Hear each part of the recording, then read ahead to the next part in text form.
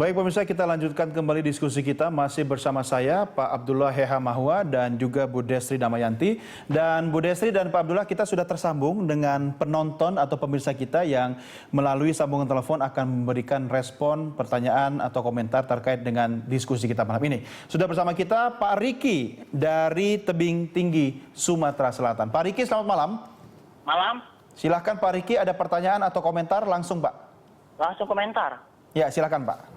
Terkait siapa kedepannya yang akan mengisi pucuk pimpinan KPK, ya saya kira ini tidak perlu dipermasalahkan, mau polisi atau jaksa, yang terpenting adalah integritas. Ya. Karena kan sebelumnya kita ketahui bahwa sebelumnya ini ada pansel atau panitia seleksi yang siap menyeleksi. Itu artinya kita harus percaya penuh dan mempercayakan sepenuhnya seutuhnya kepada pansel. Karena pansel kita yakini pasti akan memilih yang terbaik untuk menjadi pimpinan KPK. Apalagi kita tahu saat ini KPK ini sangat dibutuhkan. Mengingat korupsi di Indonesia ini sudah sangat membahayakan terhadap sistem atau terhadap keuangan bangsa Indonesia sendiri. Oleh karena itu, polisi atau jaksa itu harus kita hargai. Siapapun nanti yang terpilih, itulah dia yang akan menjadi penerus pembasmi koruptor di negeri ini. Terima kasih, Bung Nodi. Baik, terima kasih Pak Riki langsung dari Tebing Tinggi, Sumatera Selatan. Dan pemirsa, kami silakan Anda untuk bisa berinteraksi dengan kami melalui nomor telepon atau akun Twitter kami sebagaimana tertayang pada layar televisi Anda. Oke, Pak Abdullah, ini sebelum ke Bu Destri ini, harapan masyarakat cukup tinggi. Tapi mampukah dalam waktu yang cukup terbatas kita mendapatkan orang-orang yang best of the best? Saya sejak kasus PG Januari Februari itu saya sudah teriak-teriak Presiden segera membentuk pansel. Karena kalau 6 bulan itu pengalaman saya itu tidak cukup. Sebab idealnya? Idealnya itu paling tidak 8 bulan. Karena pengalaman selama ini tracking itu hanya 2 pekan sampai paling lambat 1 bulan. Padahal tracking itu penting sekali.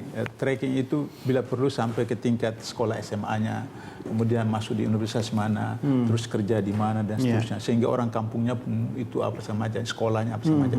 Itu memerlukan waktu yang lama. Kalau selama ini kan kita tracking itu dari BIN, dari kepolisian, dari kejaksaan, dari PPATK, dibantu oleh beberapa LSM dan media pers.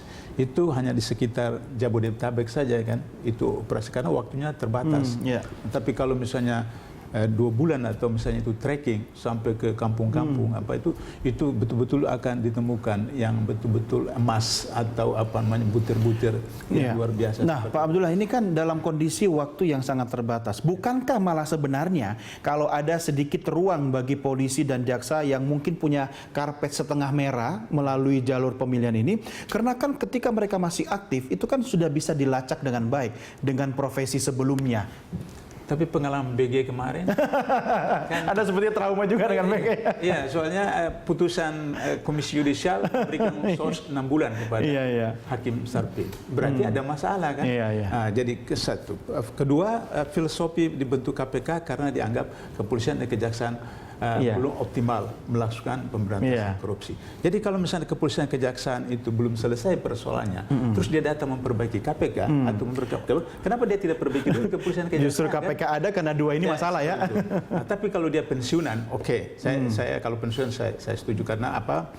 Kalau masih aktif itu ada problem. Ada garis instruktif antara apa namanya pribadi dia dengan instansi. Ada konflik kepentingan. Konflik kepentingan karena dia harus kembali ke sana, masa depan kariernya masih di sana. Tapi kalau sudah pensiun seperti KPK edisi pertama, itu saya kira itu yang the best dari seluruh 3 jilid pimpinan KPK itu. Mereka mantan pimpinan di kepolisian, punya pengaruh di sana, tapi tidak ada lagi EUPKU, tidak ada lagi interest karena mereka sudah pensiun. Nah, seperti secara formal sudah putus hubungan. Sudah putus hubungan seperti itu. Nah, jadi oleh karena itu, kalau yang dari kepolisian atau kejaksaan itu purnawirawan, itu saya kira asal track recordnya bersih, punya keberanian untuk apa namanya, kalau di sana itu dia tidak bisa memberantas di kepolisian atau kejaksaan karena dia bersih. Kalau bersih biasanya itu agak dipinggir-pinggirkan. Nah, dia gunakan kesempatan itu di KPK untuk melakukan paling tidak koordinasi dan supervisi. kepolisian dan kejaksaan, kemudian sudah itu melakukan reformasi birokrasi di kepolisian kejaksaan, sehingga kemudian ada yang terlibat diproses oleh KPK. Sehingga katakanlah 25 tahun atau 30 tahun dianggap bahwa kepolisian kejaksaan sudah well done, sudah oke, sehingga kemudian KPK itu dipertimbangkan untuk hanya menangani koordinasi dan supervisi dan pencegahan saja, maka why not untuk misalnya serang kepada. Tapi katanya Pak Abdullah yang namanya polisi dan tentara nggak pernah pensiun katanya. Oke, kita tanya dulu komentar Bu Desri. Bu Desri, silakan komentar Anda. Ya, pertama yang masalah tracking ya, memang saya setuju dengan Pak Abdullah bahwa untuk mendapatkan data yang lengkap memang pasti dibutuhkan waktu tracking yang lebih panjang.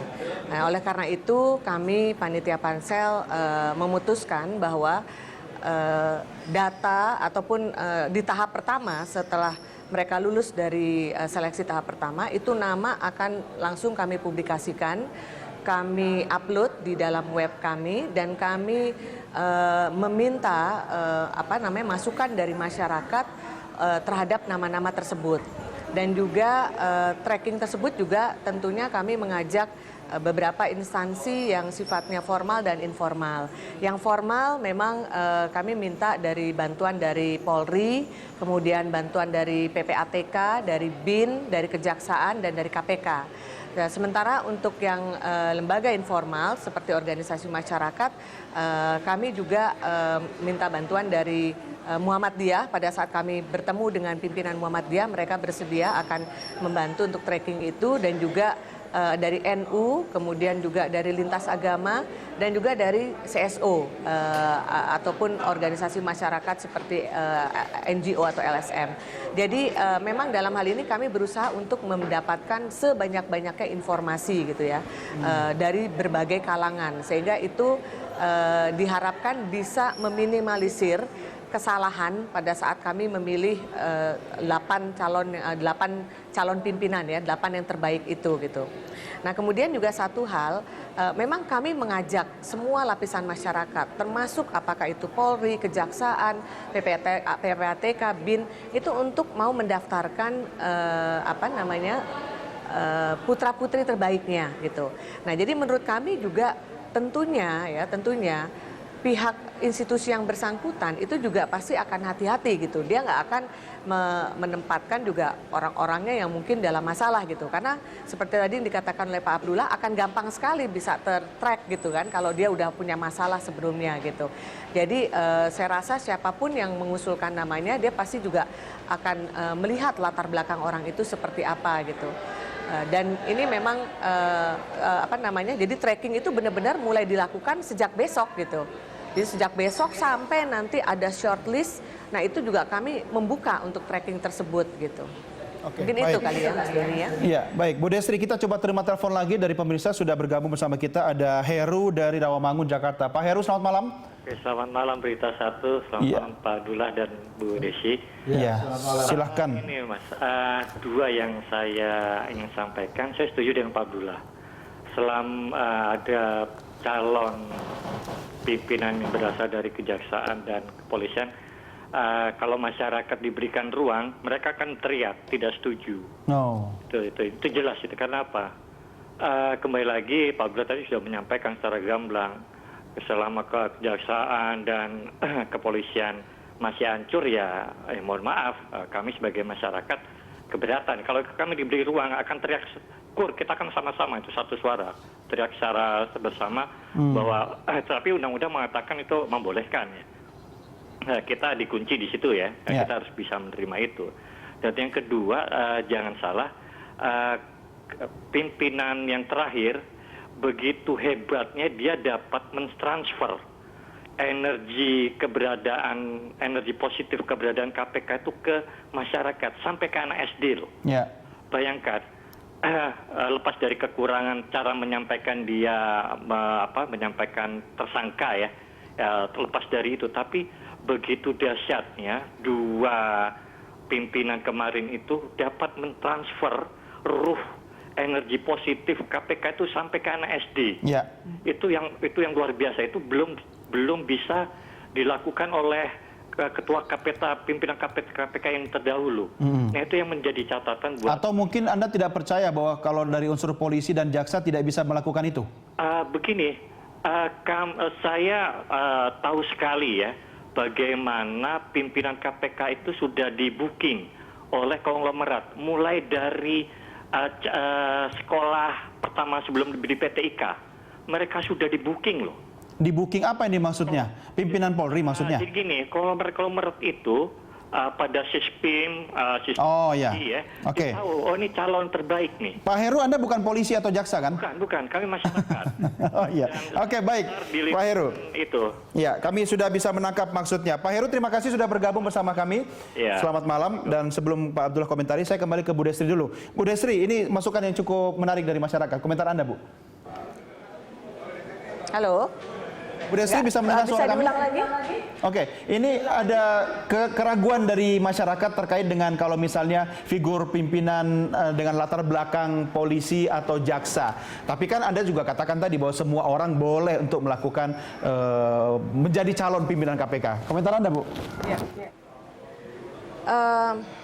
Ya inilah makanya memang ini sebenarnya tugas dari kepolisian dan kejaksaan ya, karena kenapa mindset masyarakat tuh bisa sampai seperti itu gitu. Padahal saya yakin dalam satu institusi pasti ada orang yang bagus gitu loh, ada orang yang terbaik gitu. Jadi dalam hal ini saya mungkin nggak mau terlalu memusingkan ataupun terlalu terlalu memikirkan masalah itu tadi, dia belakangnya siapa, institusinya siapa gitu. Tapi buat kami adalah siapapun yang terpilih dalam KPK ini itu adalah yang terbaik dari segala aspek, dan aspek itu juga tentunya kita lihat dari integritas dia, dari independensi dia nanti pada saat dia bisa menjadi ketua KPK gitu. Karena buat saya ya kita belum bisa menjudge apapun gitu ya, menjudge apapun ya sebelum kita melihat gitu atau melakukan sesuatu, ataupun sebelum kita semacam melakukan tes atau proses tahapan ini keseluruhan gitu.